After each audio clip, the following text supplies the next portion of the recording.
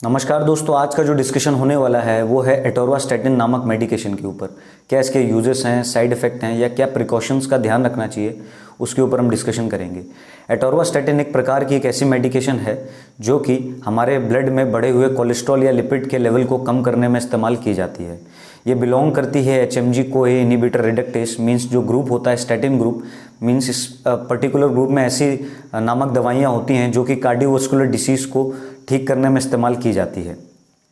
ये आपके बढ़े हुए कोलेस्ट्रॉल के लेवल को इम्प्रूव करता है। एटोरवास्टैटिन जो होता है, अगर लो डेंसिटी लाइपोप्रोटीन होता है जिसे हम बैड कोलेस्ट्रॉल के नाम से जानते हैं, तो वो हमारे हार्ट के लिए बेनिफिशियल नहीं होता है। और जो गुड कोलेस्ट्रॉल होता है HDL हाई डेंसिटी लाइपोप्रोटीन होता है, वो हमारे हार्ट के लिए हेल्दी होता है। तो उसके लेवल को ये एक तरह से मेंटेन करते हैं और उसमें ये एटोरवास्टैटिन को इस्तेमाल किया जाता है। और ये दुनिया में one of the leading selling ये दवाइयों में ये देखी जाती है एटोरवास्टैटिन हार्ट की समस्या को, या इवन ये कार्डियोवास्कुलर डिसीज़ किसी को समस्या हो जाती है जैसे कि हार्ट अटैक है या स्ट्रोक है, इन पर्टिकुलर बीमारियों में भी एटोरवास्टैटिन का काफ़ी अच्छा रोल होता है। इसके बाद में अगर हम जानें कि क्या इसके ब्रांड नेम्स होते हैं, तो ब्रांड नेम्स में जैसे लिपिटोर है, लिपिवास है, एटोरवा है, एटोरलिप है, तो ये कुछ ऐसे ब्रांड नेम्स हैं जिसमें ये बाज़ार में अवेलेबल होती है। और इसका जो जेनरिक नेम है वो एटोरवास्टैटिन के नाम से भी ये अवेलेबल होती है। अब हम जानते हैं कि किन किन पर्टिकुलर स्ट्रेंथ में ये अवेलेबल होती है। तो अगर हम स्ट्रेंथ की अगर हम बात करें तो ये 10 मिलीग्राम, 20 मिलीग्राम, 40 मिलीग्राम और 80 मिलीग्राम में ये अवेलेबल है। अब आगे हम जानते हैं क्या इसके यूजेस होते हैं। तो यूज़ में इसका जो पहला मुख्य यूज़ होता है वो होता है डिसलिपिडीमिया की कंडीशन में।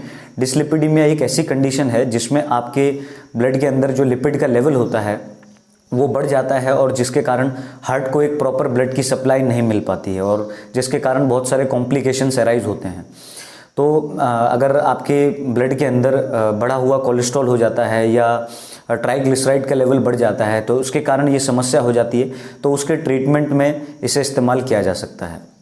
या टाइप 2 डायबिटीज़ में भी इसका काफ़ी अच्छा रोल देखा गया है कि एटोरवास्टैटिन को इस्तेमाल किया जा सकता है। इसके अलावा कार्डियोवास्कुलर डिसीज़ होती हैं जैसे कि हार्ट अटैक है या स्ट्रोक है, तो उनके प्रिवेंशन में भी इसका काफ़ी अच्छा रोल देखा गया है और इसे इस्तेमाल किया जाता है। और जो इसके अलावा जो कंडीशन है वो एक्यूट कोरोनरी सिंड्रोम होता है जिसमें आर्टरीज़ के अंदर कुछ धग्गे टाइप में बन जाते हैं जिसके कारण ब्लड सप्लाई प्रॉपर नहीं पहुंच पाती है हार्ट को और हार्ट के ऊपर दबाव बनता रहता है। तो अगर उस पर्टिकुलर कंडीशन में भी एक्यूट कोरोनरी सिंड्रोम में भी एटोरवास्टैटिन को यूज़ किया जा सकता है।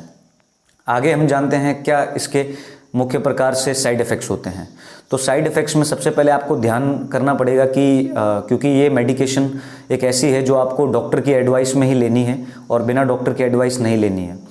और इसके जो साइड इफ़ेक्ट होते हैं वो वेरी कर सकते हैं इंडिविजुअल टू इंडिविजुअल, लेकिन इसके अंदर बहुत ही ज़्यादा कॉमन जो साइड इफ़ेक्ट देखने को मिलता है वो गैस्ट्रोइंटेस्टिनल अपसेट मीन्स उसको डायरिया की समस्या हो सकती है, नोजिया फील हो सकता है या जॉइंट पेन की समस्या हो सकती है, लॉस ऑफ एपिटाइट रह सकता है, भूख नहीं लग सकती है। और उसके अलावा अगर जैसे किसी पेशेंट को इंसोम्निया के भी साइड इफ़ेक्ट्स कभी कभी देखने को मिल सकते हैं या जॉइंट पेन भी मुख्य प्रकार से देखने को मिल सकते हैं। तो ये वेरी करते हैं हर एक इंडिविजुअल पे, और अगर आपको कोई भी प्रकार का साइड इफ़ेक्ट दिखता है तो आपको इमीडिएटली डॉक्टर से कांटेक्ट करना चाहिए। और इसके बाद में अगर हम जानें कि क्या प्रिकॉशंस का हमें ध्यान रखना चाहिए, तो सबसे पहले आपको ये चीज़ समझनी पड़ेगी कि प्रिकॉशन से सबसे पहले जो इम्पोर्टेंट चीज़ है, अगर पेशेंट की हिस्ट्री रही हो प्रीवियसली, जैसे उनको लीवर की समस्या रही हो, कोई लीवर डिसीज़ रही हो या किसी प्रकार की किडनी डिसीज़ रही हो, तो आप इस पर्टिकुलर दवाई का बहुत ही ध्यान से इस्तेमाल आपको करना होगा और ओनली ऑन डॉक्टर की गाइडेंस पे, सिर्फ आप डॉक्टर की एडवाइस पे ही इस दवा का इस्तेमाल करें। और कोशिश करिए कि अगर लीवर या किडनी डिसीज़ है तो ना करें। इसके अलावा प्रेगनेंसी में भी इसे अवॉइड करना चाहिए क्योंकि इसमें पर्टिकुलरली देखा गया है कि प्रेगनेंसी में बहुत ही अच्छा रोल नहीं होता है इसके अंदर, और भी मुख्य प्रकार के कॉम्प्लिकेशंस हो सकते हैं। और इसके अलावा अगर आप ये दवाई लेते हैं एटोरवास्टैटिन, तो आपको ये मिल्क के जो प्रोडक्ट होते हैं उन्हें अवॉइड कर देना चाहिए, और कोई भी किसी प्रकार का फास्ट फूड होता है तो उसे भी अवॉइड कर देना चाहिए। या अगर किसी पर्टिकुलर पेशेंट्स को डायबिटीज़ की समस्या हो, मींस क्योंकि एटोरवास्टैटिन एक ऐसी दवाई है जो शुगर लेवल को बढ़ा देती है, तो जिसके कारण आपका शुगर लेवल भी मॉनिटर होना चाहिए जिससे आपको आने वाले टाइम में समस्या ना हो या किसी प्रकार के अदर कॉम्प्लिकेशंस ना हो पाए। तो ये चीज़ें होती है। इसके अलावा एटोरवास्टैटिन अगर आप ले रहे हैं तो आपको अल्कोहल या बेवरेजेस जो होते हैं उसे भी अवॉइड करना चाहिए ताकि और भी दिक्कतें ना हो। सो ये कुछ जानकारियाँ थी। So friends, hope you like the video. Thank you friends.